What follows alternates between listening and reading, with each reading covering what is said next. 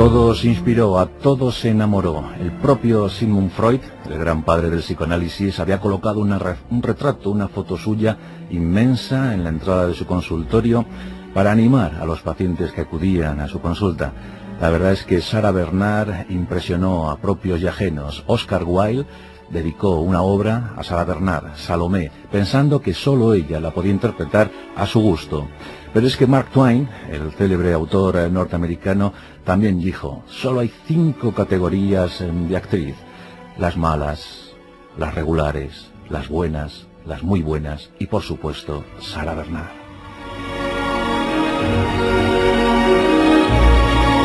Fue considerada la voz de oro del teatro francés y por ende internacional. Su voz, perfectamente modulada, se proyectaba a gran distancia para sorpresa de todos. Estos críticos franceses, tan rigurosos en algunos extremos, llegaron a decir que nadie fallecía como Sarah Bernhardt.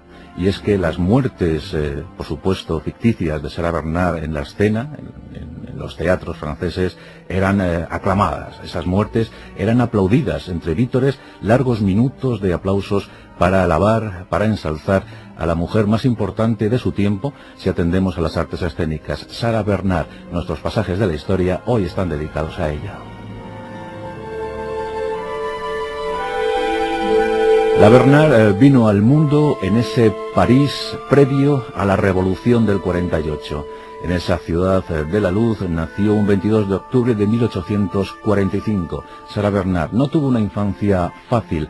Su madre, Julia Van Hal, la verdad es que esperaba mejores oportunidades y iba de cama en cama, de amante en amante, buscando el ansiado príncipe azul, un asunto que por otra parte su propia hija también lo buscó durante toda su vida. Se casó, o intentó casarse, con Edouard Bernhardt y bueno, pues aquello no fructificó y la pobre Sarah quedó, se puede decir así, huérfana de padre muy joven, tanto que su madre Julia tuvo que buscar un protector, un mecenas, un tutor para que su hija recibiese la instrucción académica deseada. Y esta llegó gracias al duque de Morny, uno de los amantes habituales de Julia, quien ofreció al duque la posibilidad de instruir a su hija. Y la verdad es que pensó que la niña tenía ciertos fundamentos, cierta raíz, cierta urdimbre, como para pensar en cosas halagüeñas. Y de hecho la inscribió en un convento. Allí las monjas comenzaron a modelar la personalidad de la pequeña Sarah, y eso facilitó que siendo moza, siendo adolescente, pudiera ingresar en el Conservatorio de París, dispuesta a ser una gran actriz. Eso ella siempre lo supo desde bien jovencita.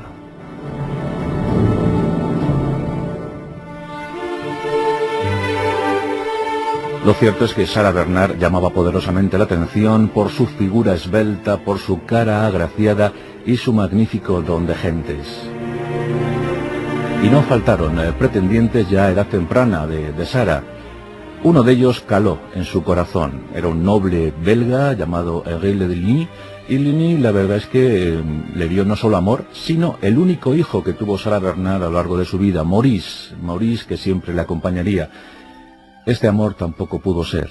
La familia del noble belga determinó que aquella unión, que aquel amor apasionado, que aquel amor desmedido era imposible, y animó al joven noble a dejar a su amante francesa. Parecía que el camino de Sarah Bernhardt por la vida iba a ser idéntico al de su madre, pero Sarah estaba determinada a triunfar en la escena. Quería ser actriz en el conservatorio, no alcanzó altas cotas, la verdad es que no recibió la consideración que ella sin duda merecía, y pensó que la unión con el noble belga y que el nacimiento de su hijo habían llegado, o la habían conducido a lo que ella podía aspirar en aquel momento. Una situación difícil, años tremendos para París, para Francia, y bueno, pues el emperador también quería hacer de las suyas, y lo cierto es que se unió a Eugenia de Montijo para lanzar a Francia a una cuestión internacional difícil de calibrar.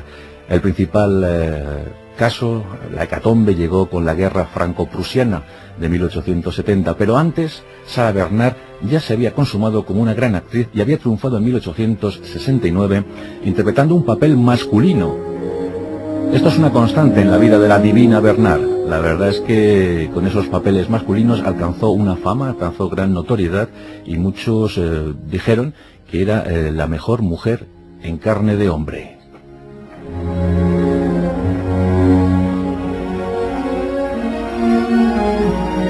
Esa popularidad que alcanzó con esos papeles masculinos le granjearon muchas amistades y sobre todo el respeto de la Comédie Française, el principal centro, la gran institución francesa para la comedia, para las artes escénicas. Y ahí descolló la joven Sarah Bernard y comenzó a proyectar su figura, a tener ascendiente sobre los demás.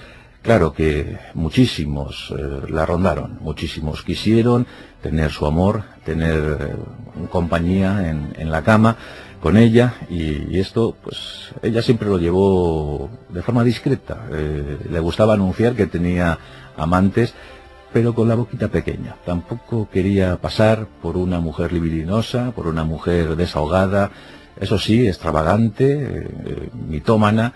Sabía de inmediato, nada más triunfar, supo que ser mediática era lo principal. Ella quería ser una gran estrella y las grandes estrellas se diferencian de otras por sus actos excéntricos.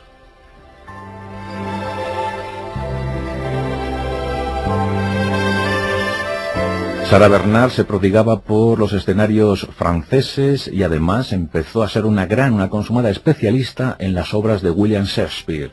Nadie como ella para interpretar a William Shakespeare, y eso que el célebre dramaturgo británico había creado sus obras casi siempre pensando en personajes, o dándole mayor enjundia a los personajes masculinos. Pero, claro, Sarah Bernard sabía perfectamente cómo interpretar a un hombre en la escena, y eso lo llevó a gala toda su vida.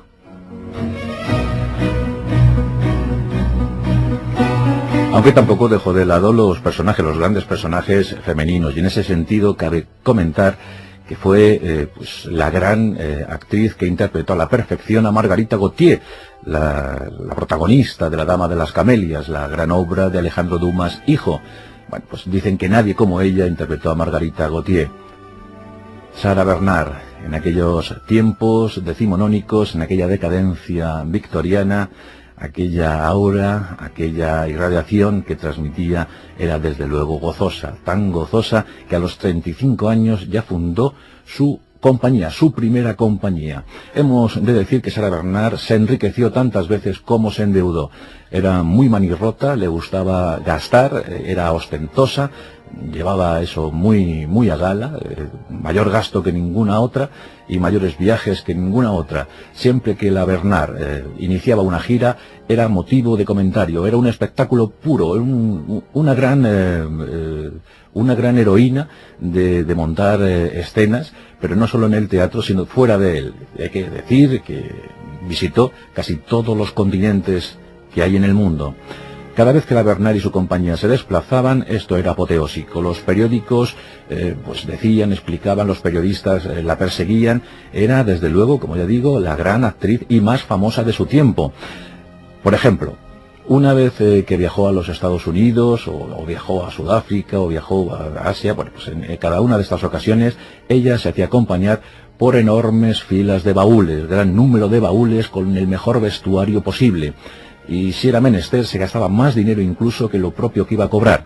Bueno, pues esos grandes vestuarios y también un zoológico entero, porque viajaba con gatos, perros, panteras, loros, todo animal que se prestase, se incorporaba a la comitiva, al séquito de Sarah Bernard. Y por supuesto, los mejores actores y actrices de la época. Lo mejor, siempre lo mejor para Sarah Bernard. Y también el más aplaudido champán francés del momento. Las mejores cosechas, siempre alguna caja iba destinada a Sarah Bernard.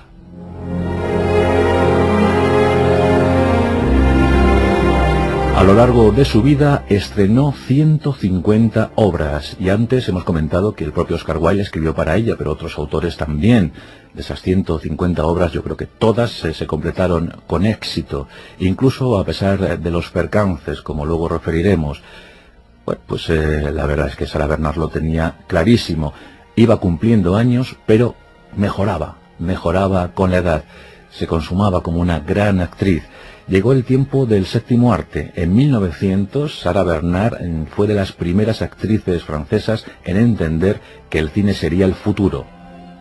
Y dicen que lloró emocionada cuando vio por primera vez su imagen en una película. Fue entonces cuando dijo: al fin lo he conseguido, al fin soy inmortal. Por supuesto, también recibió la inquina de algunas compañeras y las críticas exacerbadas. Se escribieron libros ya de antiguas compañeras presuntamente agraviadas o vilipendiadas por la Bernhardt. Ella era muy autoritaria, tenía una personalidad muy fuerte, muy recia. Bueno, pues en ese tiempo ya se escribieron libros para difamarla, para acusarla de tal o cual tropelía. Y ella, por supuesto, esto siempre lo recibía con desdén, un desdén muy medido. Como es lógico, esto pues la ofendía, pero solo en privado. En el público esto lo tomaba como gracia, como divertimento, y decía: de algo tienen que escribir, de algo tienen que hablar.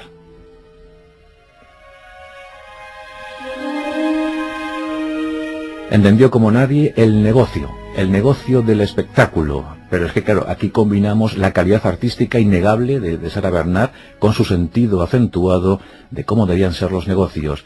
Y hay que decir que bueno, pues se prestó para esos anuncios de la época.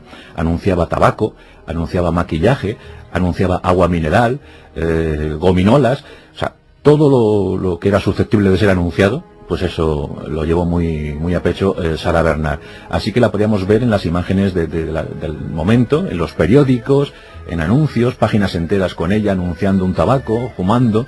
Bueno, pues Sarah Bernhardt, la divina, así la llamaban. Era, desde luego, incombustible y ya os digo que se superaba con el tiempo. Comenzaba el siglo XX y en 1905 Sarah Bernhardt recibió posiblemente el mayor varapalo de su vida. Fue interpretando Tosca. En ese momento, en ese punto culminante de la obra, Sarah Bernhardt tropezó y se lastimó una de sus piernas. En ese momento los médicos se temieron lo peor, pero ella se negó a que le amputasen el miembro, a que le amputasen esa pierna, y durante 10 años permaneció en los escenarios, siguió con los triunfos, siguió siendo aclamada a pesar ya de su veteranía. Y bueno, pues la cosa era tan terrible que incluso en muchas ocasiones las obras las debía representar sentada en un sillón, en una silla. En 1915 no pudo más, el dolor era tan intenso que le impedía trabajar, desarrollar su profesión, y finalmente asumió que debía perder su pierna. Pero la mitomanía había llegado a tal punto de exageración que un forofo suyo, un devoto suyo, llegó a ofrecer $10.000 de la época por la pierna amputada.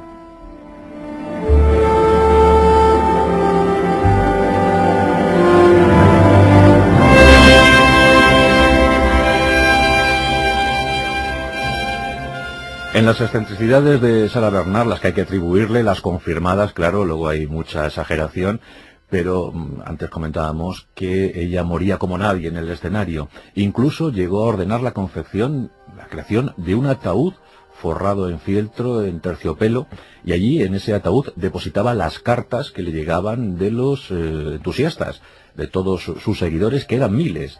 Incluso, para mayor regocijo de estos forofos, llegaba a dormir en el ataúd, como si fuera una vampiresa habría que decir, y se dejaba fotografiar con el gesto sereno, el rostro siempre precioso. Se metía en ese ataúd y una de sus fotos célebres precisamente está ahí, durmiendo o dormitando, haciendo que dormía en un ataúd. Qué gran vampiresa, ¿verdad?, para el teatro.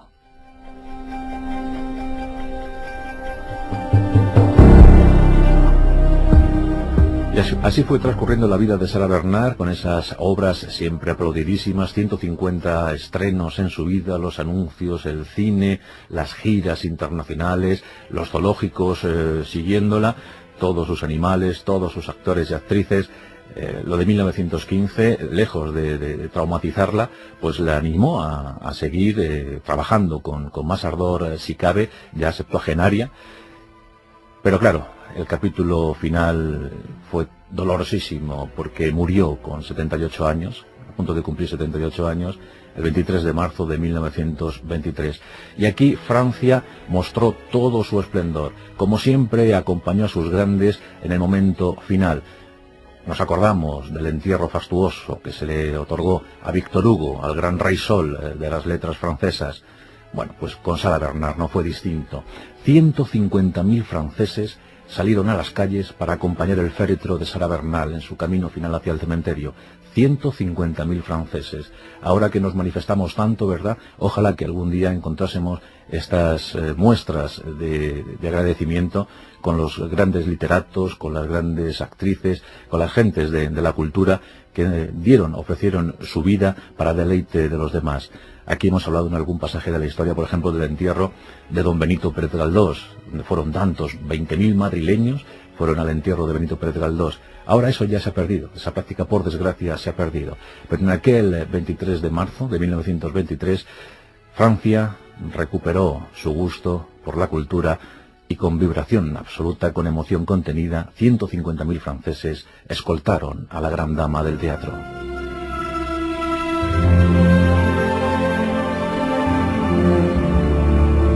Fue referencia para todos. Los críticos la adoraban. El público en general no se perdía ni uno solo de sus estrenos. Y su fama, su personalidad, trascendió fronteras. Y desde luego que sigue llegando a nuestros días. Muchas siguen teniendo en Sara Bernard la gran fuente de inspiración. Y los autores, qué lástima que hayan perdido musas de semejante categoría para escribir sus obras. Seguro que les iría bastante mejor de lo que les va a algunos. Sara Bernard, la gran musa del teatro, la gran divina, la voz de oro, la que mejor declamó, la que mejor falleció, la que mejor interpretó a Shakespeare en sus papeles masculinos. Sara Bernard, motivo de homenaje en nuestros pasajes de la historia. Ojalá tuviéramos una docenita de Sara Bernard en nuestros días. Seguro que no pensábamos tanto en situaciones bélicas y poco deseables.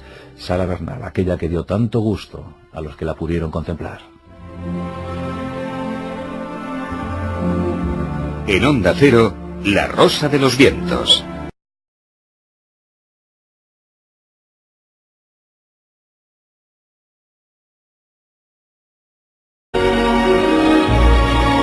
Fue considerada la voz de oro del teatro francés y por ende internacional. Su voz, perfectamente modulada, se proyectaba a gran distancia para sorpresa de todos. Estos críticos franceses, tan rigurosos en algunos extremos, llegaron a decir que nadie fallecía como Sara Bernard. Y es que las muertes, por supuesto, píos y ajenos, Oscar Wilde dedicó una obra a Sara Bernard, Salomé, pensando que sólo ella la podía interpretar a su gusto. Pero es que Mark Twain, el célebre autor norteamericano, también dijo, solo hay 5 categorías de actriz: las malas, las regulares, las buenas, las muy buenas y, por supuesto, Sara Bernard. La Bernard vino al mundo en ese París previo a la Revolución del 48. En esa ciudad de la luz nació un 22 de octubre de 1845. Sara Bernard no tuvo una infancia fácil. Su madre, Julia Van Hal, la verdad es que esperaba mejores oportunidades y iba de cama en cama, de amante en amante, buscando el ansiado príncipe azul, un asunto que por otra parte